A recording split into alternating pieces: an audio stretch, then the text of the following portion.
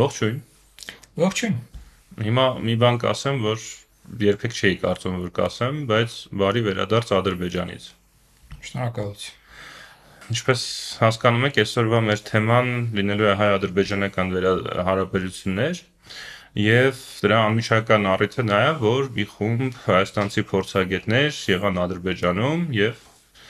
Էդգարն էլ այնտեղ եղավ։ Ու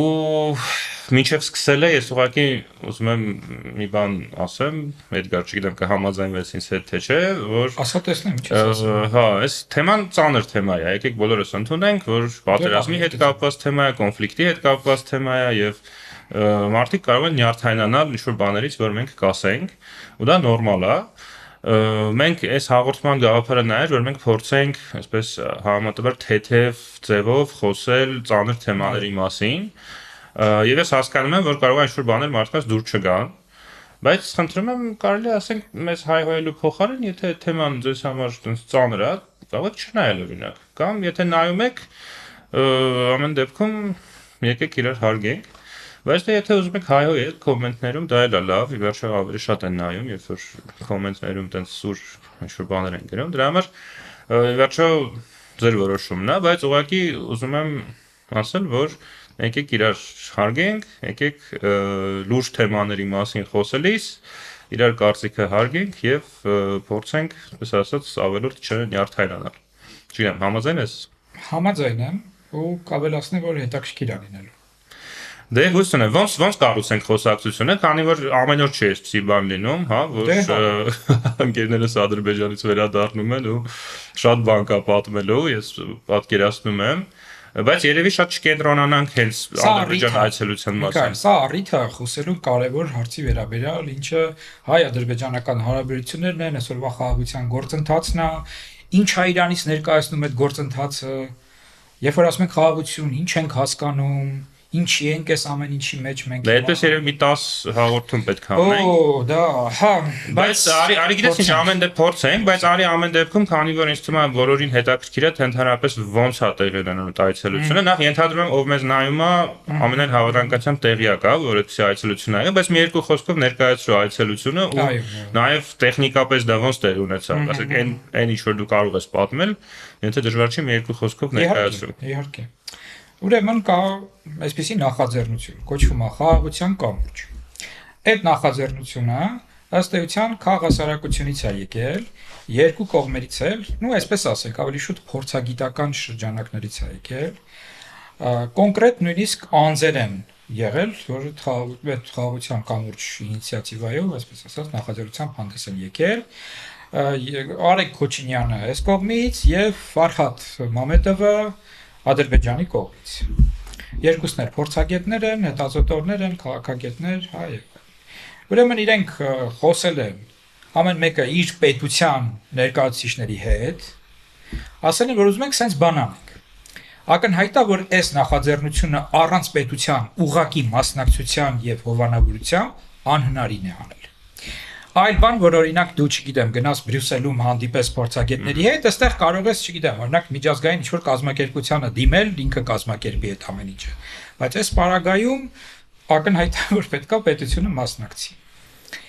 Եվ եղել է երկու կողմերից էլ համաձայնություն։ Ասել են լավ գաղափար է, ընդունում ենք, կաջակցենք։ Եվ երբ որ ադրբեջանցիք են գալիս Հայաստան, ամբողջությամբ ծախսերը հոգում է Հայաստանի Հանրապետությունը, երբ որ մենք ենք գնում Ադրբեջան, ամբողջությամբ ծախսերը հոգում է Ադրբեջանի Հանրապետությունը։ Արդեն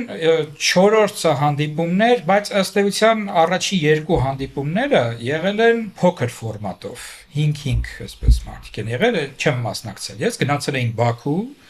հա, իրանք էլ եկել էին Երևան, իսկ սա փաստացի Ծաղկաձորում, երբ որ եղավ հանդիպումը, վերջերս 20 հոգի եկել էին, 20 հոգի էլ հայկական կողմից էր ներկա, եւ հիմա պաստորեն այս առումով դա երկրորդն էր կարելի ասել, այսինքն եւ առաջինը նման ֆորմատով, այսինքն որ 20 հոգի գնում են Ադրբեջան եւ ամենակարևոր բաներից մեկը առաջինն էր կարելի ասել ամբողջ պատմության ընթացքում, որ հայերը հատում են Ադրբեջանի ցամաքային սահմանը։ Նախորդ անգամ ինքնաթիռով էին։ Այո, նախորդ անգամ իրենք գնացել են ինքնաթիռով Բաքու էին գնացել, իսկ մենք գնացինք Գաբալա, այնտեղ էր ինքը այդպես տենց Ծաղկաձորի Դիլիջանի նման մի տեղ։ Իսկ կարող ես ասել որտեղ եք սահմանը հատել, թե այդ չպետք է պատմես։ Դե սահմանը հատել ենք սահմանազատված հատվածում։ Հա։ Հյուսիսում մի խոսք։ Այո, հյուսիսով եւ այնտեղ տեղակայված էր մեր ուրեմն սահմանապահ, այսպես ասած, կետը եւ ադրբեջանական կետը իրար շատ մոտ, ասեմ որ այդ մաքսային վերահսկողություն չկար ընդհանրապես, հա, ինքը ոնց որ բաներ ավելի հենց զուտ սահմանային էր, եւ ինչ զգացումներ ունեի, ասենք եւ հա, ես էլ ասեմ եւ շտամպ են դնում, այսինքն հիմա իմ անձնագրում կա ադրբեջանական շտամպ, իդեպ այդ փաստորեն այդ շտամպից աշխարհում ամբողջ 20 հոգի մարդ ունի։ Հայկական անձնագրով նման շտամպ։ Այո, որ հայկական անձնագրով մանավանդ բան է, էլի, ցամաքային հատվածը, որ հիմա որ Հայաստանից ինչ-որտեղ դուրս գալու օրինակ չես վախենում, որ քեզ կտավին կհարցակրեն։ Իմիջիալոց արդեն եղել են նման դեպքեր, երբ որ տեսել են, օրինակ, երբ որ Բաքու էին գնացել, հա, սահմանապահները մեր հարց են տվել գործընկերներին, բա այս ոնց Ադրբեջանում եք եղել, բա այս ինչ հաշիվա երբմոց, հա, դե ինչ որ կարճ ժամանակահատվածում Դե բազա։ Արագ կարողացել են իհարկե հասկանալ ինչի ինչոց է եւ խնդիր չի եղել։ Բայց ուզում եմ ասեմ, կարա դա Բայց ամեն դեպքում մի քանի րոպե օրինակ սահմանակետում գնալուց, եթե միասին ինչ որտեղ գնալու լինենք, հաշվի առ որ 5 րոպե շուտ դուրս արի։ Լավ։ Եվ ինչն է հետաքրքիր նաեւ որ դե իրենք բան են անում, այսինքն սահմանից մեզ միանգամից դիմավորում են, ինչպես նաև մենք էինք դիմավորել, երբ որ իրենք էին եկել Ծաղկաձոր, եւ երկու հոգի էին կարծեմ իրենց կողմից եկել, այսինքն մասնակիցներ էլի։ Հա, ասեմ, որ անվտանգության իհարկե շատ լուրջ միջոցառումներ են իրականացվում, մեծ քանակի այսպես անվտանգության աշխատողներ անընդհատ վերահսկում են։ Իրենք երբ որ եկել էին, այստեղ էին վերահսկում, մենք գնացինք, էլի նույն կերպ։ Դե ամեն դեպքում ինչքան հասկացա, եթե Գաբալա ու Ծաղկաձորը, այնտեղ այսպես տենց շուկ հավաք գնալ, մարդկանց հետ շփվել, բան, այդպիսի ասոր խնդիր չկա, այսինքն։ Նայ, կասեմ, հիմա կասեմ, հա։ Ուրեմն գնացինք երևի քանի որ բան ամեն օր չի ինչպես նշեցի, էլի, մի քիչ կարելի է մանրամասներ պատմել։ Գնացինք ուրեմն Գյանջայից նստել ենք գնացք ու գնացքով գնացել ենք։ Ես անկեղծ ասած չհասկացա մեր գնացքում ուրիշ պասաժիրներ կային, թե ոչ, ադրբեջանցի չէին երևում իրանք այնուամենայնիվ, հա։ Տպավորություն էր, որ ոնց որ մենք ենք մենակ ու նաև այդ ամբողջ տարածքը, հա, այդ բանը ներողություն երկաթգծի այդ կայարանը դե որ նայում ես անվտանգության աշխատողներ էին, միայն իրանց էինք տեսնում, հասկանում ես, որ հա, конечно, люди в штатском, հա, ուսերն ասած, բայց հասկանում ես Մատրիսայի միջի ագենտ Սմիթի պես։ Բայց ադրբեջանական տարբերակ։ Հա, շատ էին նաև ասում, էլի։ Դե այնտեղ մի հատ տես պահ կա, չէ՞ որ շատ անում են այդ։ Հա, ագենտ Սմիթերը, տես։ Այո, հա, լավ է։ Դե մեզ մոտ էլ երևի մերի տես մոտավորապես տենց էր, երբ որ իրանք էին եկել։ Այո, մի քիչ իհարկե երևի թե գործելակերպի տարբերություն կա, այսինքն, հա, մեր մոտ այդքան ոնց որ չեն երևում, իրանց մոտ այնց շատ էին։ Մեր մոտ ավելի եվրոպական տարբերակով էր, էլի։ Միգուցե, հատկապես բայց ճանապարհին, բայց օրինակ արդեն հյուրանոցում, երբ որ գնացինք հասանք Գաբալա, հա, այդտեղ ավելի տենց մեր ոչի էր վերահսկողությունը, միգուցե, բայց դա նաև պայմանված էր նրանով, որ օրինակ, չգիտեմ, ես այնտեղ չտեսա այլ, այսինքն տուրիստներ, որ հանգստանային։ Դե երևի սեզոն էլ չի, էլի, միգուցե սեզոն չի, միգուցե, չգիտեմ։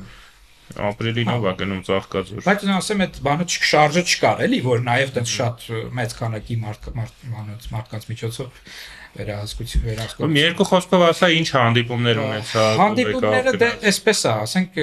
նստում ես 20-20, հա, խառը սկզբունքով եւ օրակարգ կա, օրակարգը իդեպ հրապարակվել է կողմերի կողմից, որ չասեմ Այս ինչ հարցեր եք դուք քննարկել, շատ հստակ։ Այն ինչ որ հրապարակվել է, դա էլ քննարկել ենք։ Սկսել ենք ուրեմն, հա, ասենք որ երկու կողմից էլ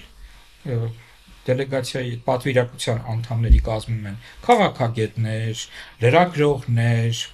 չգիտեմ, սոցիոլոգներ, մշակութաբաններ, ընդհանուր մշակութային ոլորտի նաև ներկայացուցիչներ, այսպես հիմնականում։ Իսկ այնտեղ Chatham House-ի սկզբունքն է, որ բացատրենք Chatham House-ի սկզբունքը դա է, երբ որ դու կարող ես քննարկել ցանկացած թեմա եւ հետո պատմել այդ քննարկման մասին, բայց դու չես ասում թե ով ինչ ասեց, հա, այսինքն ասում ես այսպեսի կարծիք արտահայտվեց, հա, բայց չես ասում որ Պողոսը կամ Պետրոսը ասեց։ Այո, լրագրողներ կային, լրագրողները նկարում էին, բայց առանց ձայն էին նկարում, այսպես, հա։ Եվ հարցազրույցներ տալիս։ Եվ առանձին հարցազրույցներ են տվել, ես շատ փոքրիկ մի հարցազրույց եմ տվել։ Ես տեսել եմ Բորիս Նավասարդյանի եւ Արեգ Քոչարյանի հարցազրույցը, ճիշտ ասած չհասցրեցի մինչև վերջնել, բայց կնայեմ։ Հա։ Եվ խոսել ենք սկսած այն բանից, թե ինչ քաղաքական իրավիճակ կա մեր երկրներում, ինչ գործընթաց է տեղի ունենում հայ-ադրբեջանական հարաբերությունների տիրույթում, եւ վերջացրած բոլոր տեսակի խնդրահարույց մեր հասարակություններին հուզող հարցերը քննարկելուց եւ այլն, այս քննարկելով, այսինքն վերջացած դրանով։ Այսինքն շատ չէր տարբերվում, ես էլ նաև ասեմ, որ ես մասնակցել եմ բազմաթիվ նման հանդիպումների, որոնք ոչ Հայաստանի կամ Ադրբեջանի տարածքում են եղել, երրորդ երկրներում, ամենաշատը եղել Վրաստանում, երբեմն Եվրոպայում, եւ էլի մոտավորապես նույն ձևաչափն է։ Այո, շատ չէր տարբերվում մեր մեծ ծանոթ ձևաչափերից։ Կային նաև որոշ այսպես փորձեր, այսինքն օրակարգում կային հարցեր, թե օրինակ ինչ կարող ենք բացի այս հանդիպումները շարունակելուց կամ նմանատիպ հանդիպումները շարունակելուց միասնական էլի անենք, քան ինչ-որ պրոյեկտներ, օրինակ մոնիտորինգ անել լրատվամիջոցներին ենթադրենք, կամ մասնագիտական ինչ-որ խմբեր աշխատեն, փոքր խմբեր, հա։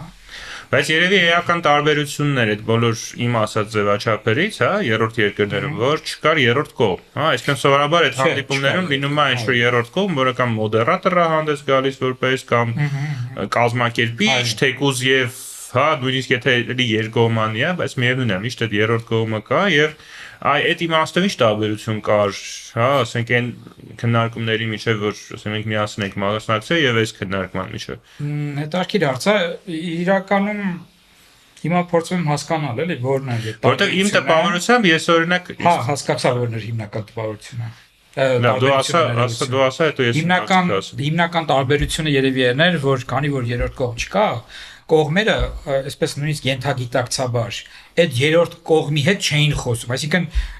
միշտ որ երբ որ երրորդ կողմա լինում, դու փորձում ես նաև խոսել այդ երրորդ կողմի հետ, թեև ինքը մասնակից չի խոսակցության, հա, ինքը զուտ ուղղակի մեդիատոր է, մոդերատոր է, բայց դու ոնց որ փորձում ես համոզել երրորդ կողմին, որ այ մենք ճիշտ ենք, մեր դիրքերը ավելի լավն են, այսպես ասած, հա, քան հակառակ կողմի, այստեղ չկար նման բան բացարձակապես եւ երևի թե ավելի անկաշկանդ քննարկում էր։ Հա, ումորացա ասեմ, որ նաեւ հանդիպել ենք առանձին այդ բանի շրջանակում, բայց էլի, այսինքն չենք ինչ որտեղ գնացել, հա, այդ 2020 հանդիպման շրջանակում հանդիպել ենք Ադրբեջանի նախագահի ուրեմն օգնական Հիկմետ Հաջիևի հետ, ով համարվում է Ադրբեջանի արտաքին քաղաքականության համար պատասխանատու պաշտոնյան կամ անվտանգության քաղաքականության։ Այո։ Բայց օրինակ դա չէր խանգարում այդ մոդերատորի բացակայությունը ավելի դժվար չէր, ինչ-որ բացարձակապես հակառակը։ Մոդերատորություն անում էինք մենք, այսինքն ընտրվել էր օրինակ, չգիտեմ, եւ ադրբեջանական կազմից եւ հայկական կազմից ինքնաառաջադրման սկզբունքով հիմնականում մոդերատորներ կոնկրետ սեսիաների համար եւ նաեւ սպիկերներ։ Ես օրինակ սպիկերներից մեկն էի։ Բայց երկու մոդերատորներ զուգահեռ թե, ասենք մի սեսիան հայ էր, մի սեսիան հայ էր, մի սեսիան այդպես, այո, այո։ Բայց նաև ասենք ընդհանուր մոդերացիա բնականաբար կար, այդ ընդհանուր մոդերացիան հիմնականում անում էին Արեգը եւ Ֆարհադը։ Լավ, մարդկանց դες չտանջենք դետալներով, բայց որն է հիմնական քո տպավորությունը, եթե միշտ մեկ կամ երկու բան կարող ես առանձնացնել, հիմնական քո տպավորությունը, որով դու հետ եկար Կարող ես ձևակերպել, կամ չեմ կարող 5 բան կա որ լսի դե դու հասկանում ես որ նախ մենք իսկապես տարբեր քաղաքական համակարգեր ունենք դա երևում է դու դա տեսնում ես բայց մյուս կողմից դու նաև տեսնում ես որ ընդհանուր բաներ էլ կան շատ թեկուզ կենցաղային բաներից սկսած մարդկանց շարժուձևից, բանից, հա, այսինքն ընդհանուր միջավայրից եւ այլն, ճիշտ է, ասենք մեր մոտ եթե օրինակ տարբերության մասին խոսենք, այնց կենցաղային ավելի, օրինակ ակնհայտ է, որ Հայաստանում կյանքը շատ ավելի այսպես ակտիվ է, հասարակական, քաղաքական կյանքը, այսպես ասենք, ընդհանուր առմամբ մարդիկ փողոցներում Հայաստանում շատ են Չգիտեմ որ են գնում, ինչ են անում, չէ, ծաղկաձորում են ահագին, չէ, ինչի, որ գնում ես լավ է, բան չի, չէ, հետո դու ճանապարհներին էլ ես տեսնում, չէ, հետո մի քանի քաղաքների մեջով եք մենք անցել, ու դու տեսնում ես։ Մարզերում էլ նույնիսկ, այսինքն մարզերի հետ ես դու հիմա։ Ես համատում եմ մարզերի հետ։ Ու ոնց որ տարբերություն այնուամենայնիվ կար, այնտեղ մի քիչ ոնց որ ավելի քիչ էին մարդիկ փողոցներում, բան, եւ այլն մի քիչ ավելի հանդարտ էր։ Ձայնը մեծ քաղաք է, ասենք։ Ձայնը իջած ոնց որ լիներ, ձայնը մեկ-մեկ ոնց որ անջատած լիներ։ Մեր մոտ աղմուկը շատ է, իրենց մոտ այդ մի քիչ եւ ինչ կար։ Դե նաեւ տարբերություններից մեկը օրինակ է, հա, որ ոնց անցնում ես, որով անցնում ես Heydar Aliyevi եւ Ilham Aliyevi մեծ պորտրետներն են, իրանց ինչ որ խոսքերից մեջբերումներ են խփած բան եւ այլն, այդ շատ է ուղղակի էլի։ Ամբողջ ճանապարհին դու դա անընդհատ տեսնում ես, հանդիպում ես եւ նաեւ մենք օրինակ գնացինք ենթադրենք գործարան գնացինք, այնտեղ դե գաբալային, քանի որ կար գործարան, որը, չգիտեմ, լիմոնադներ էր արտադրում, մուրաբա բան այսպեսի, հա, այնց մի կարճ ժամանակով մտանք ցույց տվեցին իրանց եղած ճակատ եւ այնտեղ էլի, այսինքն բոլոր տեղերում էլի Ալիևի նկարներ եւ նույնիսկ այդ այն որ ապակեպատ sense օֆիսներ կան, հենց գործարանի ներսում sense մի քանի հատ այսպես ասած, նույնիսկ այդ փոքր օֆիսներում էլի կախած էին Ալիևների նկարները Ինչն էր էլի իսկ մեր հենց գործընթացի արդեն բոլորն ենք որտեղ ենք հիմա գտնվում էլի քո տպավորությամբ բայց միջև գործընթացին քանի որ հիմա այդ մտքով ասացավ էսել ասեմ ընդհանուր առմամբ շատ զուսպ եւ նրանց հետ որոնց հետ մենք շփվել ենք իրանց կողմից բավականին այսպես բարյացակամ հա վերաբերմունք էր այսինքն ես չզգացի բան որ այս հայերն են եկել բան հա այսպես այ ձեր այ մեր թշնամիներ այսինքն նկատի ունես ասենք շեմ մատուցող օրինակ գնացել ենք թանգարանի տնօրեն ադմինիստրատոր այդ գործարանի այդ բանը մենեջերներ ով էր տեղակալներ որը ցույց էր տալիս այդ ամեն ինչը այտենց վարորդ եւ այլ Բայց ինչ զգացում որ իրանց զգուշացրել են որ հանգած ավելորդ բան չանեք թե ուղղակի նորմալ մարդիկ են նորմալ որ նաև իհարկե զգուշացրել են բարձ է որ այդ մարդկանց տրվում է հավանաբար որոշակի ինստրուկտաժ հա բայց մյուս կողմից էլ դե եթե մարդու մեջ այդ շատ մտած է դժվար է դա թաքցնել էլի բայց ես չտեսա օրինակ դա հա մի խոսքով այդ ինձ թվում է կարևոր բան է էլի որ արձանագրենք Շատ բարձր մակարդակի էր նաև կազմակերպված, ասել ասեմ, շատ բարձր։ Ամեն ինչ sense հաշվարկած, բան եւ այլն, որ ոչ մի խնդիր չլինի, արագ ինչ որ բան լինի, եթե խնդիր է լինում, լուծվում է, հա, եւ այն տեխնիկական ինչ որ հարցեր։ Հիմա բովանդակային առումով ես անկեղծ ասած տեսա էլի եւս մեկ անգամ, որ իրենց մոտ երկու բան կա։ Ուրեմն մեկը այն է, որ իրենք սպասում են Հայաստանում ընթացող իրադարձություններին, կոնկրետ ընտրություններին։ Այդ ամենահիմնական բանն է։ Իրենց մոտ կա մտավախություն ու այնուամենայնիվ որոշակի մտավախություն, որ այ եթե հանկարծ ուրիշ ուժեր կան իշխանության, էլի նորից կվերսկսվի կոնֆլիկտը։ եւ բազմաթիվ հարցեր էին տալիս մեր քաղաքական իրավիճակի հետ կապված։ Բայց հիմա օրինակ Հայաստանում որոշ մարդկանց որ հարցնես, իրանք ասում են, որ իրանք ուզում են, որ վերսկսվի կոնֆլիկտը, չէ՞, որ իրանք իրապես հիմա երկրորդ բանը շահագրգռված չեն խաղաղության մեջ, ուզում են նորից կոնֆլիկտ սկսվի, որ մեզ վերջնականապես ոչնչացնեն, պենքի բերեն։ Նայ, ուրեմն բոլորը այդպես մի քանի անգամ տարբեր ձևերով, տարբեր ոճով ասում էին, որ հազիվ մենք վերջ ենք տվել այս հակամարտությանը եւ ամեն ինչ պետք է անենք, որ հանկարծ որևէ պատճառ առիթ չլինի, որ էլի նորից ինչ-որ հակամարտություն սկսվի։ Դու նաև գիտես, ինչ դու տեսնում ես էլի մարդկանց տրամադրությունները բան, որ դե ուզում են հանգիստ ապրեն, ոնց որ շունչ քաշեն, հա։ Հետո իրենց երկրի առաջնորդը ասել է, որ մենք արդեն մեր ուզածին հասել ենք, մենք ցույց տվեցինք աշխարհին, որքան մենք ուժեղ ենք, որքան մենք արդար ենք եւ այլն եւ այլևս արդեն խաղաղություն է, վերջ։ Բա արևմտյան Ադրբեջանը։ Ու դա իրենց համար այն ամենակարևոր ուսեն ասած ուստանովկաներից մեկն է, պլյուս դրան դե ակնհայտը տեսնում ես, ախր դե մարդիկ են, էլի սովորական մեծամասամբ հանրությունների մեծ մասը, այն որ ասում են սովորական մարդիկ, հա, դե սովորական մարդիկ ուզում են խաղաղ ապրել։ Իրենք նույն տեսակի գրեթե չգիտեմ, ոնց որ մեր սովորական մարդիկ, հա, պահվածքը ունեն, մտածողությունը, կարծրատիպերը, ցանկությունները, որոշ դեպքերում նաև պարզությունը եւ այլն։ Այսինքն այդ ամեն ինչը բոլորի մեջ էլ կա։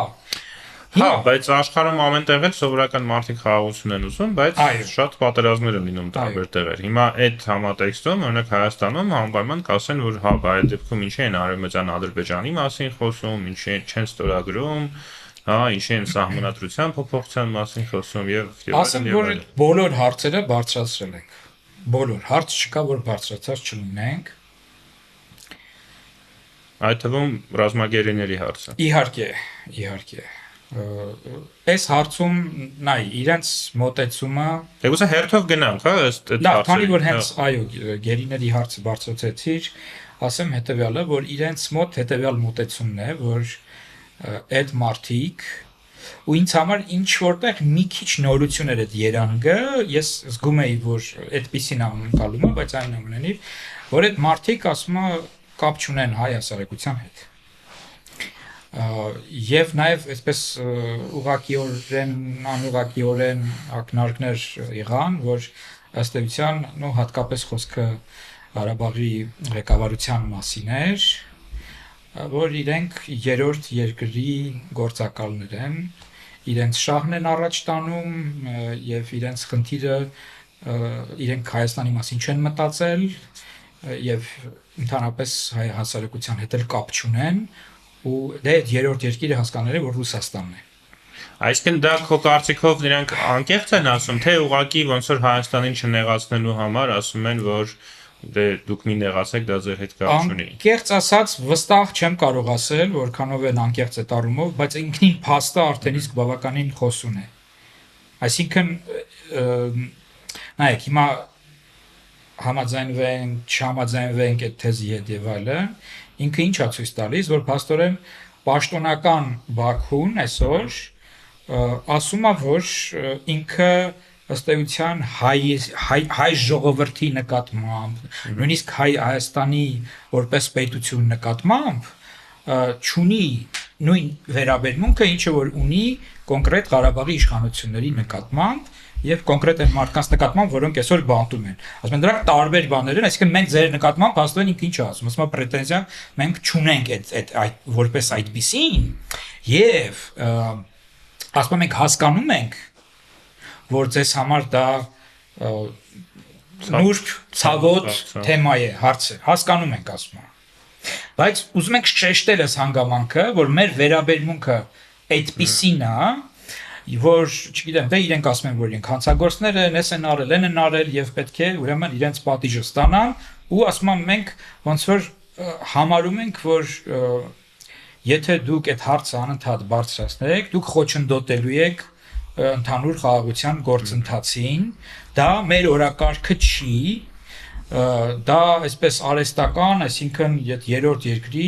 ըստ էության դա այն հասկացնում, որ Ռուսաստանի օրակարգն է, որպեսզի կոնֆլիկտը անդադ պահել, այսպես թեժ փուլում, ասել որ չէ, դեռևս ոչ մի բան վերջացած չի, որ պետք է այդ հարցը անպայման լուծվի եւ այլն եւ մի խոսքով այս բանն էին էլի իրենք փորձում մեզ փոխանցել այս մեսիջները, այս տրամադրությունները։ Դե դա իհարկե կարող է նաև նշանակի, որ իրենք այս փուլում չեն ուզում ազատեն այդ մարդկանց, բայց նաև չեն ուզում, որ դա ոնց որ մեր կողմից ընկալվի որպես բացասական բան։ Ինձ թվում է, այս գերիների հետ հարցի հետ կապված ես մի բան պետք է ասեմ։ Լավ, դու ասա, հետո ես ասեմ։ Իրենք նաև ասացին, որ այ օրինակ Վագիֆին չէ, որ բաց էին թողել, ասում եմ գիտեք հեշտ էր մեզ համար այդ ամեն ինչը, որտեղ մեր հասարակությունում շատերը դա չեն ընկալում, ասում են չեք անում, եթե մարդը ասենք հանցագործեր բան, ասում եք, հա, մեկ էլ ինչ-որ բաց եք թողում, այսինքն նաև իրենք անդադ փորձում էին այս թեզը առաջ քաշել, որ թեև քանի որ մենք մեր կողմից անդադ ասում ենք, որ մեր հասարակությունը մոնոլիթ չի, տարբեր խմբեր կան։ Իսկ այդ էլ է կարևոր, որ դու շեշտես, որ դուք այդ հարցը բարձրացրել եք ու ասեք փաստարկներ եք բերել, որովհետև շատերին թվում է, որ մենք որ այդ հանդիպումներին գնում ենք, մենք ինչ-որ ընդհանրապես այդ թեմայից չենք խոսում, բայց բոլոր հանդիպումներին, որ ես եմ մասնակցել, դու ես մասնակցել, միշտ հայկական կողմից ով էլ լինի, չգիտեմ, փորձագետ լինի, ակտիվիստ լինի, լրագրող լինի, միշտ այդ ներվի առաջի հարցը, որ բարձրացվում է, միշտ գերիների հարցն է լինում։ Այո։ Դե եւ իրենք ասացին, որ բանա, այսինքն մեր հասարակությունն էլ բազմաշերտ է իրականում։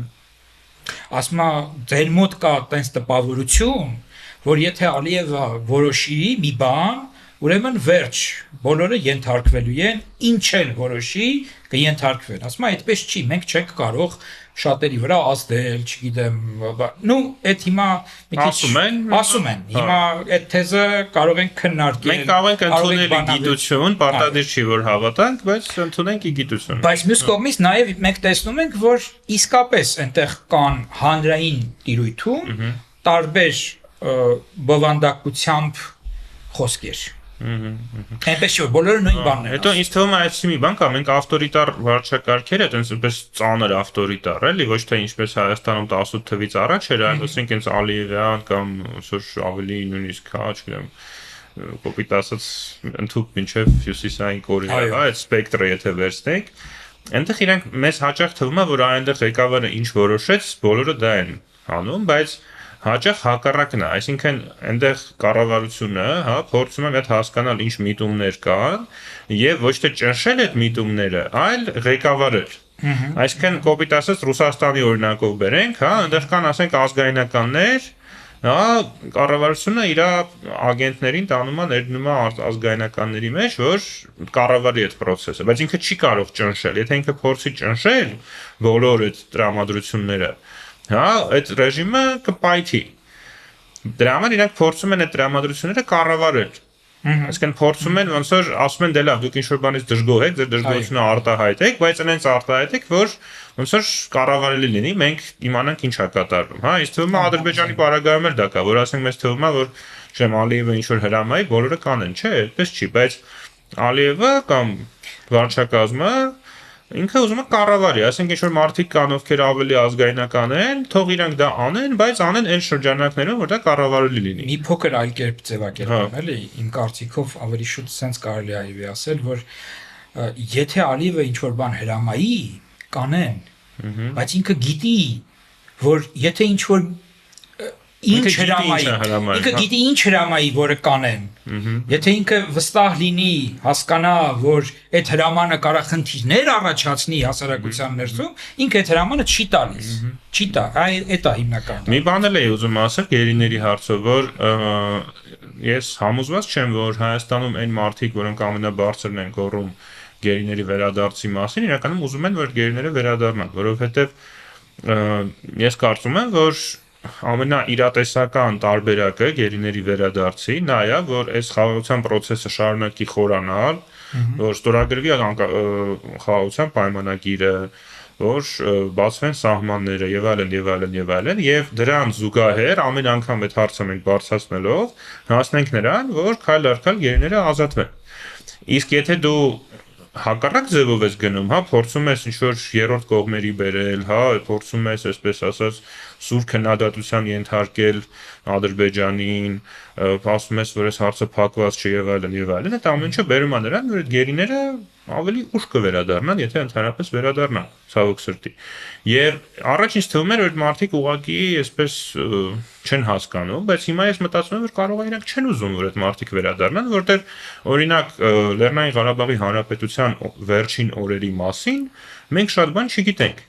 Եվ եթե այն մարդիկ, ովքեր հիմա Բաքվի բանտերում են, վերադառնան, ես կարծում եմ, որ որոշ մարդիկ, որ հիմա Երևանում են,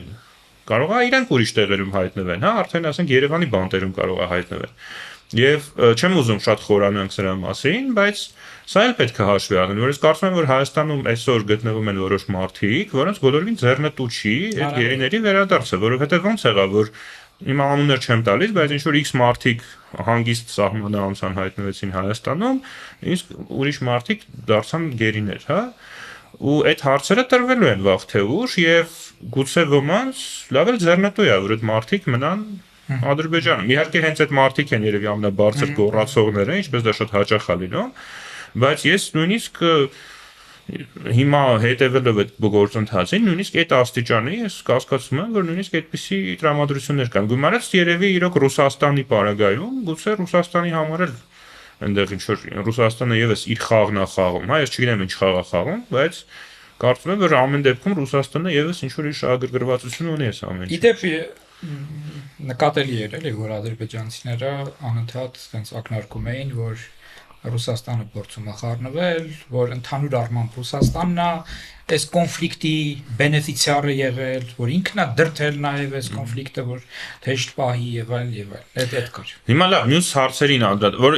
որ գիտեմ, որ դու այս հանդիպումներից առաջ նաև Հայաստանի մարզերում շատ հանդիպումներ ես ունեցել, մեր գործընկերների հետ գնացել եք, հանդիպումներ եք ունեցել, կարողաց այդ հարցերը, որոնք բարձրացվում էին մարզերում,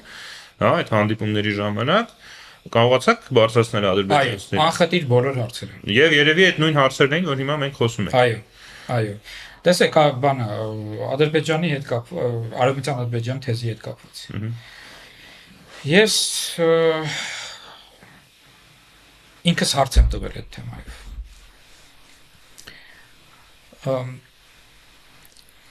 Չեմ ասի, որ բավարարված եմ ամբողջությամբ պատասխանով, այդ մեկ։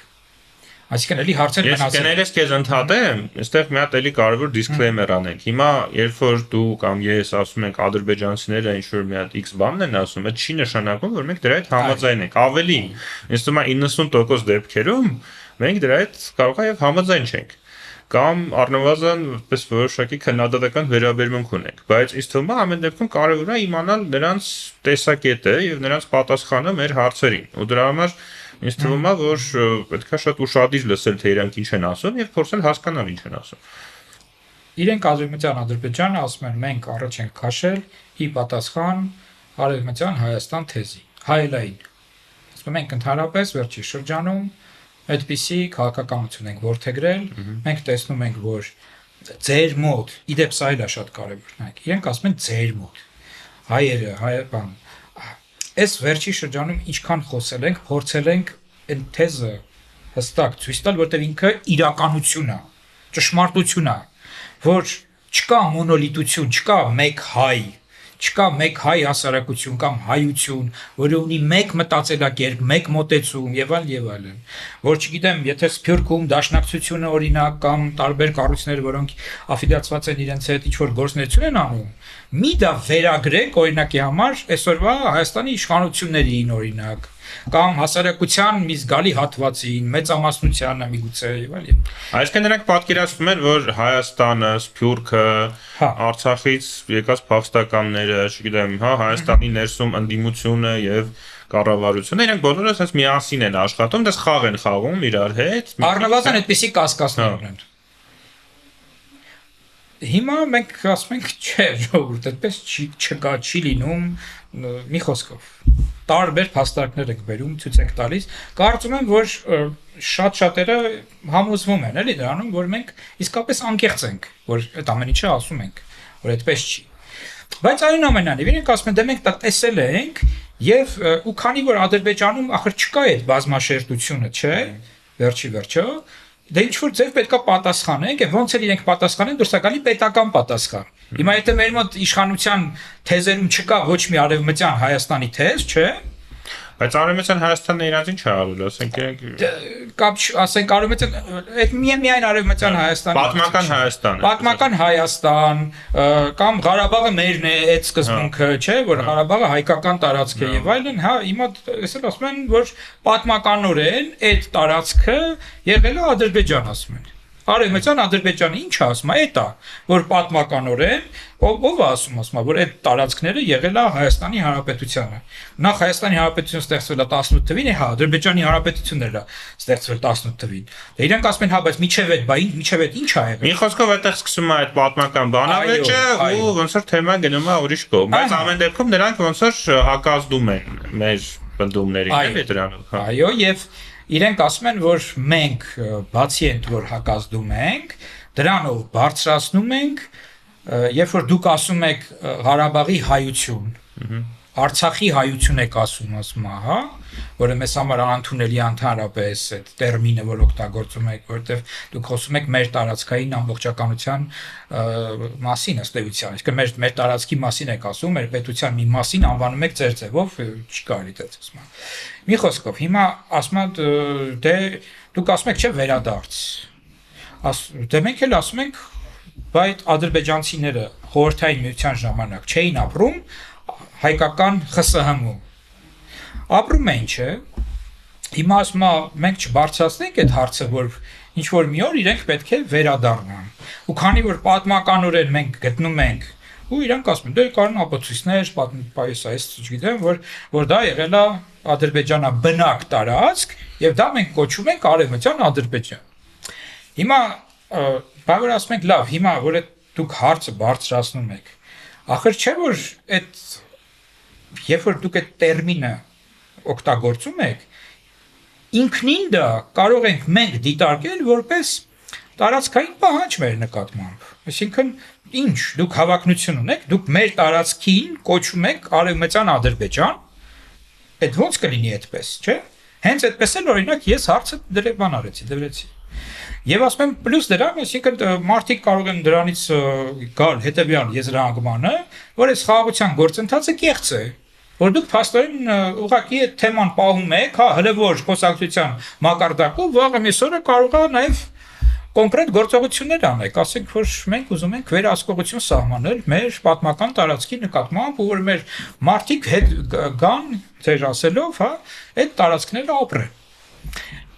Պլյուս դրան ասում եմ, բայ որ այսօր խաղաղության գործընթացը, եւ դուք ասում եք, որ մենք մտահոգված ենք, որպեսզի այդ խաղաղության գործընթացը ամրապնդվի, չշեղվի եւ այլն։ Բայց եթե այդպես է, հիմա դուք եթե թեզեր առաջ եք քաշում, կան չէ մեր երկրում քաղաքական ուժեր, հասարակական շրջանակներ, որոնք ասելու են, ահա, այս ամբողջը կեղծ է, իշխանությունները կեղծ քաղաքականություն են վարում, մի հավատացեք ադրբեջանցիներին եւ վերջ խաղաղության օրակարգին չի կարելի աջակցել։ Եվ եկեք գնանք դառնանք Ռուսաստանի մարզ, կամ չենք դարձել Արևմտյան Ադրբեջան, որտեղ ինձ թվում է Հայաստանի բնակչության մեծ մասը կգերադասի լինել Ռուսաստանի մարզ, քան Արևմտյան Ադրբեջան։ Դա երևի ես։ Եթե այդ երկու տարբերակը լինի, Աստված չտա որ այդ երկու տարբերակը լինի, ու ինձ թվում է դա կեղծ դիսկուրս է, բայց ամեն դեպքում բարձա չէ, որ այդ դիսկուրսը տրամաբանորեն բերում հանգեցնում է այդ Ռուսաստանի մարզի գաղափարին։ Համենայն դեպս ուրեմն այս հենց այս ձևով քննարկումը, հա, այսինքն գնում էր եւ դե իրենք ասում են, որ դա պետական բան չի, այսինքն կա հասարակական կազմակերպություն, կան մարդիկ, որոնք տեղահանվել են, դա փաստ ասում է, ապրել են, չէ՞, այդ մարդիկ ժամանակին Հայաստանի ԽՍՀՄ-ում։ Հա, բայց ասենք Բաքվում էլ են ապրել։ Ահա։ Ես անձամբ իրականում ասեմ, ես Արևմտյան Հայաստանից պես նախնիներ չունեմ, բայց իրականում իմ նախնիները մասամբ Գանջայի մոտից են, Գանձակի, եւ մասամբ էլ Նախիջևանից են։ Ու իմ որոշ նախնիները Բաքվում շատ լուրջ գործունեություն են ծավալել, օրինակ իմ նախներից մեկը Բաքվում թերթեր հրապարակում, հա։ ու էլի էլ չեմ ասում մարդիկ ովքեր 90 թվականին կամ 88 թվականին հենց Ադրբեջանից փախստական են դարձել եւ այս թեման իրականում ինձ թվում է եթե իրոք լուրջ քննարկում ծավալվի ինքը շատ լուրջ թեմա է որը պետքա շատ լուրջ քննարկել եւ ի վերջո պետքա գան ինչ-որ մի հատ լուսման, որը հիմնված կլինի մարդու իրավունքների վրա, որ այն մարդիկ, ովքեր ուզում են եւ հնարավորություն են վերադառնալ, կարողանան վերադառնալ, բայց այսօրվա դրությամբ ինձ թվում է դա այսպես լրիվ sense ինչ-որ տեխնիկապես անիրագործելի քարոզչական թեմա է, էլի, որտեղ բարձր որ ոչ ոք հիմա չի, նույնիսկ այն մարդիկ, ովքեր չգիտեմ, երազում են վերադառնալ, ասենք, Բաքու կամ Երևան, այսօր չեն անի դա, որտեղ անվտանգության խնդիր կա, որտեղ ունեցվածքը իրանց հայտնի չի ու մոտ եւ այլն եւ այլն։ Բացի այդ նաեւ սովորել են այդպես ապրել, դա էլ իր դեր ունի մի խոսքով էլի, այսինքն Եվ իրենք ասում են, որ այնուամենայնիվ դուք այսպես ընկալեք սա, խնդրում ենք, մի ընկալեք դա որպես տարածքային պահանջ։ Մենք ճանաչել ենք ձեր տարածքային ամբողջականությունը։ Ասում մեր նախագահի ստորագրությունը կա փաստաթղթի տակ։ Նոր ենք ասում բանալել այդ փաստաթուղթը ընդունել։ Ես կարծում եմ, որ այս թեման, որ իհարկե կարող է ձգձգվեց, բայց ինձ թվում է նաև ոչ միայն այս թեմային է վերաբերում, ինչ որ ես հիմա կասեմ, շատ հարցերում այդ իրանց դիրքորոշումը այսօրվա կապված է սպասողական վիճակի հետ։ Այսինքն իրանք սպասում են տեսնել ընտրություններում ինչ կլինի եւ իրանք չեն ուզում իրենց գործիքներից հրաժարվել։ Եվ վերջը նույն արևմտյան Ադրբեջանի մասին դիսկուրսը, նույն ասենք սահմանադրության պահանջի փոփոխության պահանջը, այն մյուսը, դրանք գործիքներ են։ Հիմա եթե այդ խաղաղության գործընթացը շարունակվի, իրանց այդ գործիքները պետք չեն լինի, իրանք վաղ թե ուշ կհրաժարվեն կամ ինչ որ մի հատ պայմանավորվածության կգան։ Բայց եթե օրինակ Հայաստանում կառավարությունը փոխվի, եթե Հայաստանը նորից կոնֆլիկտի տրամաբանության մեջ սկսի աշխատել, եթե էլի երրորդ կողմերը գան խառնվեն, իրանք այդ գործիքները կօգտագործեն։ Հիմա իրանք ուզում են ոնց որ այդ գործիքները պահեն, մինչև տեսնեն ինչ կլինի։ Ճիշտ այդպես։ Դրա համար ինձ թվում է ընտրություններից հետո եւ եթե այդ գործընթացը շարունակվի, շատ հարցեր, որ հիմա ասեն սուր են դրված, իրանք այդքան սուր դրված չեն լինի ու կամ կլուծվեն կամ այսպես ակտուալությունը կկորցնեն, որտեղ ինչ որ հարցեր կային, չէ՞ որ մի երկու տարի առաջ օրինակ շատ էր խոսում դրա մասին, օրինակ անկլավների հարցը։ Հիմա չի խոսվում անկլավների մասին, չինեմ դուք խոսել եք թե չէ, եւ երևի պետք էլ չի որ խոսեք։ Հա, նույն ձևով ինձ թվում է այս հարցերն էլ կարող է ակտուալությունը կորցնել։ Համաձայն եմ ու ընդհանրապես իրենք նաև հետևել բանն էին ասում, որ դե այո, ասում են խաղաղությունը հաստատվել է։ Բայց մենք ունենք մտավախություն, որ դա կարող է էլի ոնց որ չեզոքանա, այսինքն այդ խաղաղությունը վերանա, դրա համար սպասում ենք, այդ սպասելու ընթացքում էլ օրինակ մեկը ասեց ինֆորմացիոն դե պատերազմը ոնց որ ոչ մեկ չի չեղարկել։ Ասում եմ մի վարքյան, բայց եթե խաղաղությունը հաստատվել է, ինչ ինֆորմացիոն պատերազմ։ Դե ասում եմ իներցիա կա։ Ասում եմ լավ, հա, իներցիա կա, համաձայն եմ, բայց պետքա դրա դեմ մենք պայքարենք, չէ՞։ Որովհետև դա այդ ինֆորմացիոն պատերազմը մեկը էլի ստեղծում է այդ տպավորությունը, որ չէ, խաղաղություն չկա։ Երկրորդը, այդ ինֆորմացիոն պատերազմը մեկը էլի բերում է բացասական էմոցիաներ եւ վերջի մարդկանց վրա ազդում է այնպես, որ իրենց պատրաստում է իրականում կոնֆլիկտի է պատրաստ։ Լավ, իսկ այդ օրինակ սահմանադրության փոփոխման պահանջը կամ այդ պայմանագրի, ասած, ստորագրելու հետ կապված, այսպես, հա, որ չեն շտապում ստորագրել, հա, այդ քննիները քննարկվել եք։ Իհարկե, բավականին տենց ինտենսիվ, ասեմ։ Դե իրանք ասում են, որ մենք մեզ համար դա կարևոր է, ինչի է կարևոր, որովհետև մենք ոչ թե ուզում ենք զուտ իշխանությունների հետ խաղաղության պայմանագիր կնքենք, այլ ուզում ենք հասարակության հետ պայմանագիր կնքենք։ Եթե հասարակությունը չի ուզում հետ կանգնել մեր նկատմամբ տարածքային պահանջից, իսկ ասում եմ, որ մենք դիտարկում ենք, որ ձեր պրեամբուլայում կա տարածքային պահանջ, որովհետև բա ինչ է, եթե ոչ տարածքային պահանջ այն, որ դուք հղում եք անում անկախության հռչակագրին, անկախության հռչակագրում էլ ասվում է Ղարաբաղի եւ ՀԽՍ-ի վերամիավորման մասին ու ասում է, որ մենք դրա հիման վրա ենք փաստորեն ստեղծում մեր նոր պետությունը։ Ես ճիշտն ասած մի բան ասեմ, մենք շատ հանդիպումներ ենք ունեցել եւ ասենք դե ես աշխատում եմ միջազգային կազմակերպության հետ, գիտես, հա, որ հենց խաղաղաշինական գործունեությամբ էր զբաղվում, եւ մենք այդ մարդկանց ոնց որ գալիս էին փորձագետներ երրորդ երկրներից, գալիս էին Երևան, հետո գնում էին Բաքու։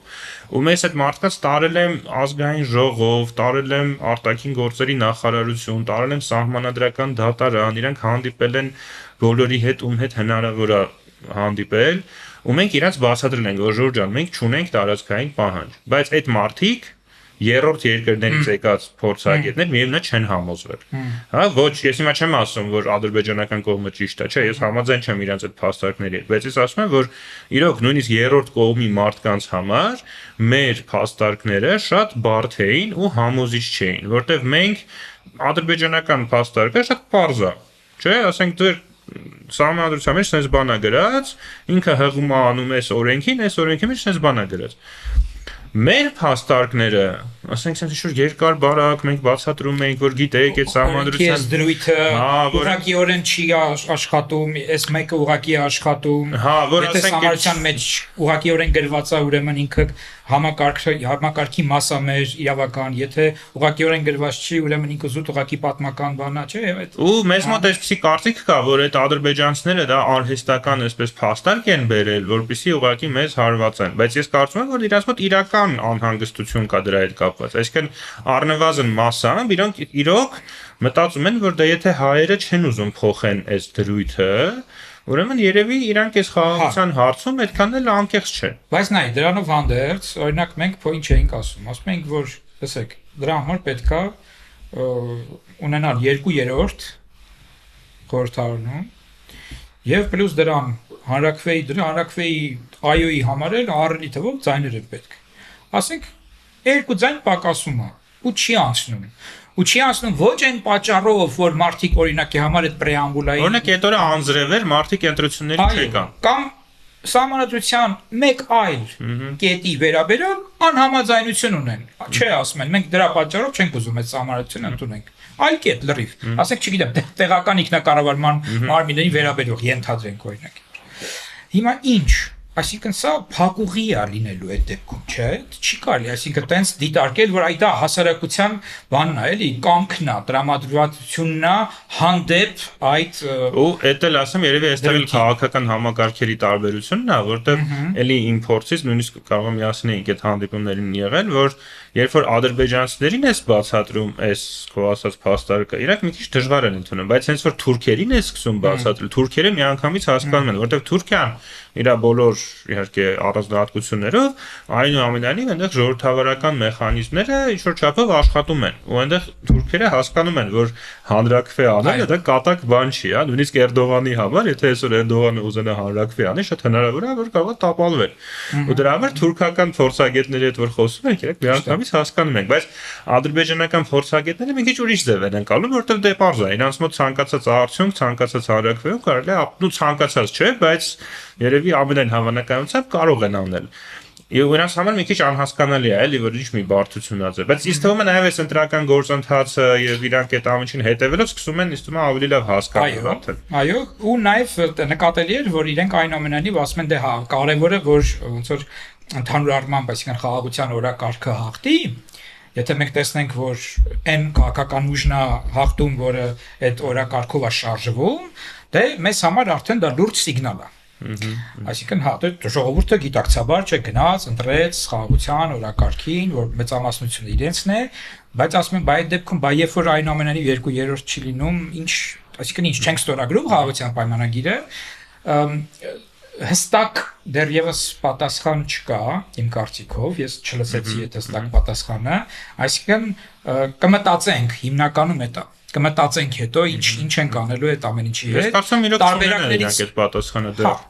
Տարբերակներից մեկն էլ է նա, որ ասենք միգուցե, չգիտեմ, չստորագրենք խաղաղության պայմանագիրը, թողնենք այսպես, Ոսը Ռուսաստան-Ճապոնիա տարբերակով, չէ, որ մինչև հիմա խաղաղության պայմանագիր չունեն, բայց դիվանագիտական հարաբերություններ ունեն, մինչև վերջերս տնտեսական տարբեր ոլորտներում համագործակցությունը խորացնենք եւ պահենք այս ոչ պատերազմ վիճակը։ Եվ նույնիսկ այնտեղ օրինակ այդ դե Ռուսաստան-Ճապոնիան, գիտեք, հա, երևի ասենք 45 թվականին այդ պատերազմը ավարտվեց, բայց պայմանագիր չկա, որտեղ Կուրիլյան կղզիները Ռուսաստանը վերցրել է, իսկ Ճապոնիան չի ճանաչում, բայց նույնիսկ օրինակ 90-ական թվականներին կային այցելություններ, որ Կուրիլյան կղզիներից ճապոնացիները, ովքեր այնտեղ ծնվել էին, ասենք փոքր ժամանակ այնտեղ ապրել էին, գնում էին, ասենք իրենց տները տեսնում էին, իրենց հարազատների գերեզմանները եւ այլն եւ այլն, այդ ամեն ինչը առանց խաղաղության պայմանագրի։ Այսինքն ես երկը չէի ուզենա, որ մեր դեպքում այդպես լինի, բայց ինձ թվում է դա կարևոր, որ մենք հասկանանք, որ խաղաղության պայմանագրի բացակայությունը չի նշանակում պատերազմ։ Եվ ըստ էության նույնիսկ եթե այդ խաղաղության պայմանագիրը չլինի, հավանական սցենար է, որ Վաշինգտոնում ստորագրված համաձայնությունները բավարար լինեն, որպեսզի լինի գոնե մինիմալ խաղաղություն։ Եվ այո, այդ մինիմալ խաղաղությունն է ըստ էության օրակարգում այսօր, որովհետև բազմաթիվ խնդիրներ կան, որովհետև կոնֆլիկտը շատ այսպես բան է եղել, հա, արյունալի է եղել, վերքերը թարմ են, ատելությունը շատ բարձր մակարդակի է եղել եւ հիմա էլ կա եւ այլն, ու ասենց միանգամից անցնել, չգիտեմ, առանց խնդիրների, այսպես նույնիսկ չգիտեմ, շատերը մտածում են, որ ինչ-որ ինտեգրացիա լինելու է ամեն ինչի արդյունքում, հա, եւ այլն, չէ, էլի։ Այդ տասնամյակների արդեն երևի թե բան է, պատմություն է, ու մենք այսօր խոսում ենք միայն կամ հիմնականում այն մասին, որ այնպես անենք, որ նախ լինեն հստակ հիմքեր, որը մեզ թույլ կտա համոզված լինել, որ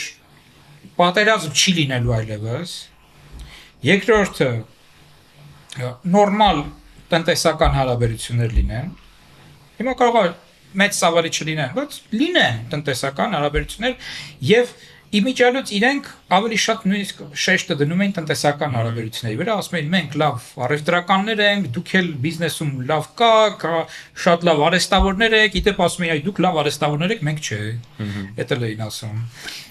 Մի խոսքով ասում են, մենք ընդհանուր առմամբ մենք կարող ենք համագործակցել տնտեսական առումով, որ երկուսս էլ փող աշխատենք։ Մեզ պետք է որ փող աշխատենք։ Էս է, մեր ուզածը սա է։ Լինի ստաբիլություն, փողը աշխատենք ու ոչ մի ուրիշ երրորդ ուժ մեզ չկարողանա օգտագործել։ Իրենց մոտ այդ թեզն էլ է շատ հաճախ էլի առաջ քաշվում, որ այս ամեն ինչը կարողացանք, որովհետև երրորդ ուժ չկար, որ երկուսով կարողացանք խոսել բան եւ այլն։ Իհարկե Թրամփի այստեղ գործոնը պետք չի մոռանալ, բայց այնուամենայնիվ իրենք շեշտը դրա վրա են դնում, որ տարածաշրջան չթողնենք, որ երրորդ ուժերը կան բան, այս մի քիչ այլ իհարկե խոսակցություն է, բայց կարծում եմ, որ ինձ թվում է մենք էլ այս սկզբունքով առաջնորդվենք, որ ամեն ինչ միանգամից չենք կարող խոսել եւ մենք էլ մինիմալ սոր խնդիր լուծենք, ինձ թվում է արդեն շատ բաների մասին խոսեցինք, շատ մտածելու տեղ կա, բայց ես ուղղակի քո վերջին բնդման վերաբերյալ մի բան ասեմ ու ես ինձ թվում է դրանով կավարտվեմ, որ մի կողմից ես քեզ հետ համաձայն եմ, որ իրոք հնարավոր չէ այդ թշնամանքից հետո, այդ ցավից հետո, այդ զոհերից հետո անցնել նույնիսկ նորմալ հարաբերություններ։ Բարձր այն, որ ասում են եղբայրություն եք ուզում թուրքերի, ադրբեջանցիների հետ, դրա մասին ընդհանրապես խոսք չկա, բայց նույնիսկ նորմալ առևտրային հարաբերություններ կամ նույնիսկ ասենք ուղղակի որ, չգիտեմ, ես գնամ Ադրբեջան առևտուր անեմ, հետ գամ ադրբեջանցին գա Հայաստանից առևտուր անի հետ գնալ, այդ դժվար է լինել։ Բայց մյուս կողմից այսօրվա աշխարհը այնպեսին է, այնպեսի գործընթացներ են տեղի ունենում, որ շատ հնարավոր է, որ մեզ անհրաժեշտ լինի համագործակցել գոյատևման համար։ Կարող է օրինակ, չգիտեմ, Իրան-ԱՄՆ հարաբերությունները կամ Ռուսաստան-Եվրոպա հարաբերությունները կամ չգիտեմ, Իսրայել-Թուրքիա հարաբերությունները հանգեցնեն այնպեսի մի հատ ճգնաժամի, որտեղ ուղղակի գոյատևելու համար Հայաստանը եւ Ադրբեջանը պետք է միասնական ինչ-որ դիրքորոշում ձևավորեն։ Առնվազն իրար դեմ չխաղան, առնվազն իրար չխփեն եւ դրա համար վստահություն է պետք ինչ-որ մինիմալ գոնե։ Դրա համար մի կողմից ես քեզ հետ լրիվ համաձայն եմ, որ այդ տասնամյակների խնդիր է, բայց մյուս կողմից ինձ թվում է կարող է մենք այդ տասնամյակները չունենանք, կարող է մի հատ այնպիսի իրավիճակ լինի, որ մեզ հիմա շատ դժվար է դա պատկերացնել, բայց կարող է մեզ պետք լինի իրար օգնել օրինակ ինչ որ հարցում, չէ՞։ Պայմանական ասած Ռուսաստանը գազ անջատի, մեզ պետք է լինի Ադրբեջանից գազ առնել, օրինակ։ հա, կամ չգիտեմ, Իրանը փակի Ադրբեջանից Նախիջևան տանող ճանապարհը, մեզ պետք է լինի առանց թրիփի, առանց բանի կազմակերպել, որ ինչ-որ բան Ադրբեջանից տանի Նախիջևան։ Ու դրա համար ինձ թվում է պետք է այնուամենայնիվ մենք աշխատենք հիմա մաքսիմալ այն ինչ որ հիմա հնարավոր է անել, հիմա անենք, որպեսզի սկսենք իրար մի քիչ ավելի լավ հասկանալ։ Համաձայն եմ, դրա համար էլ էս կոնտակտները պետք են, ու դրա համար էլ մենք օրինակ այնտեղ հարց բարձրացրեցինք, որ այնուամենայնիվ պետք է օրինակ գոնե հետևել, մոնիտորինգ անել մեդիա դաշտը, սոցիալական ցանցերը կամ այն հիմնական բլոգերները, որոնք որ կան, ազդեցիկ են եւ այլն, հա, եւ թե քաղաքասարակության կողմից, թե իշխանություններից, թե ձեր, թե մեր, դե մենք ասենք, որ մեր կողմից դա հստակ կա, որ ատելության խոսքը անընդունելի է։ Երբ որ ինչ-որ մեկը մի բան ասում է, մենք հայկական, հա, տիրույթու, մենք դա բարձրաձայնում ենք, քննադատում ենք, թե որպես քաղաքասարակության ներկայացուցիչներ, փորձագետներ, թե նաև իշխանությունները իրենց ձեռքին։ Ասում ենք, այ ձեր մոտ այնուամենայնիվ այս բանը բացակայում է մի քիչ, էլի։ Դա օբյեկտիվ է։ Հիմա նույնիսկ երբ որ ես դա ասում եմ, ես հասկանում եմ, որ թե Չի կարող լինել դա։ Հիմա հա, բայց մյուս կողմից ստացվում է ոնց որ միակողմանի բաների ես մեղադրում եմ ինչ որ հա դիմացինին, հա, բայց փաստ է։ Իրանց լրատվամիջոցներում դեռևս կա շատ լուրջ այսպես ատելության խոսք Հայաստանի նկատմամբ։ Իրենք ասում են դա իներցիա է։ Իրենք ասում են որ դա պետական հովանավորություն չունի նման բան, բայց դե լավ, գիտենք չէ նաև ինչ տեսակի համակարգ է, էլի։ Այսօր ուրեմն Ադրբեջանում։ Բայց դեմից էլ ասում են ձեր մոտ ասենք չեմ դաշնակցական ասում են իրենք չեն կարող չպատասխանել։ Ահա, բայց ասում ենք չէ, պետական մակարդակով մենք չենք ասում, չէ, իսկ ձեր մոտ ստացվում է որ պետականով է։ Դե դրա համար ստացվում է պետք է մի հատ ընդդիմություն ստեղծել իրանք, այդ ընդդիմությանը այսպես ասած որպես գործուղեն, որպես որ ընդդիմություն էսի բաներ ասի, բայց դե մենք էլ երևի Ադրբեջանի ներքին քաղաքական համակարգը չեն կարող։ Բայց ինձ թվում է ամեն դեպքում նման կոնտակտները, նման նախաձեռնությունները իրենք կարող են հասնել նրան, որ այս դիսկուրսը մտնի նաև ադրբեջանական մեդիա տիրույթ օրինակի համար եւ նաև մարդիկ, որոնք թեկուզ մասնակցում են օրինակ մեր նախաձեռնություններին, օրինակ նախատեն են մարդկանց, որոնք որ այդ ատելության խոսքը տարածում են, իրենք բավականին այսպես լուրջ հեղինակություն ունեն իրենց որոշ շրջանակներում, հա, շատ այսպես լուրջ view-եր են ապահովում, կարող են իրենք դիմել այդ մարդկանց։ Ու անգամ ինձ թվում է այդ ավտորիտար համակարգի պայմաններում դա լուծվող հարց է, որտեղ կարող է, ասենք Ռուսաստանում մենք տեսել ենք ոնց է, ասենք, չգիտեմ, նախագահի վարչակազմը, ասենք ինչ որ X քաղաքագետին, այսպես ասած, այս դերն է տալիս, այն մյուսին այդ դերն է տալիս, չէ՞, ասենք մեկին պայմանական ազգայնական է նշանակում, մյուսին լիբերալ են։ Այսինքն կան այդ տեխնոլոգիաներ, բացատրի չի որ մեր քաղաքական համակարգի նման համակարգ լինի, որ այդ հարցը լուծվի, բայց դե ամեն դեպքում ինձ թվում է մենք արդեն sense բավական շատ թեմաներ քննարկեցինք, ստեղ կանգնենք, եւս մեկ անգամ հիշեցնենք բոլորինով սա նայում է, որ մենք հիմնականում հիմա, այսպես ասած, փորձում ենք հասկանանք այդ հակառակ կողմի դիրքորոշումը, չի նշանակում, որ մենք համաձայնենք նրա հետ ինչ որ նրանք ասում են, բայց մենք փորձում ենք հասկանալ, ու դա շատ կարեւոր է, որովհետեւ առանց հակառակ կողմի դիրքորոշումը հասկանալու դու ընդհանրապես չես կարող, նույնիսկ եթե խաղաղության գործընթաց չի, նույնիսկ եթե կոնֆլիկտը շարունակում է, պետք է հասկանաս իրենք ինչ են ուզում։ Բայց առավել եւս, եթե դու ուզում ես խաղաղության գործընթացը գնալ, դու պետք է հասկանաս, թե այդ մարդիկ ինչպես են պատկերացնում իրականությունը, ինչպես են իրենք տեսնում մեզ։ Ու մենք էլ փորձում ենք իրանց բացատրել, թե մենք ինչպես ենք տեսնում իրանց, ու դա էլ պետք է այդպես անել, որ այսպես ասած մենք իրար չվիրավորենք, հա, այսինքն էս էլ շատ կարևոր մի հատ հմտություն է, որ ինձ թվում է Թարապես մեր տարածաշրջանում բացակայում է եւ ներքին կյանքում ինչպես քո կարծիքը արտահայտել եւ քո, ասենք, անհանգստությունները, քո պահանջները արտահայտել առանց դիմացինին, այսպես ասած, վիրավորելու, նեղելու, ցավացնելու եւ այլն, ու ինձ թվում է դուք ի վերջո այդ process-ը առաջ եք տանում ու դա շատ չգիտեմ գովելի է ու ես անձամբ շնորհակալ եմ բոլոր նրանց, ովքեր գնացել են, ու ինձ թվում է բոլորը Հայաստանում պետք է շնորհակալ լինեն, անկախ նրանից ինչ հայացքներ ունեն։ Անկախ նրանից խաղաղության կողմնակից են թե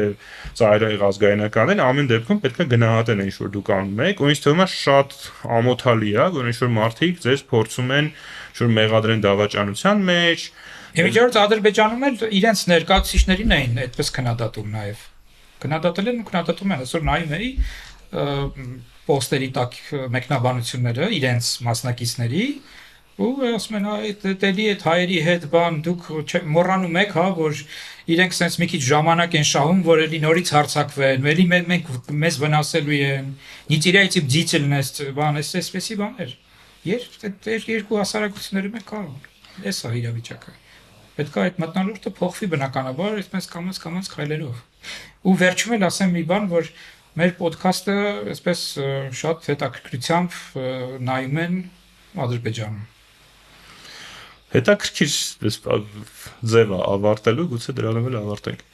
Այո։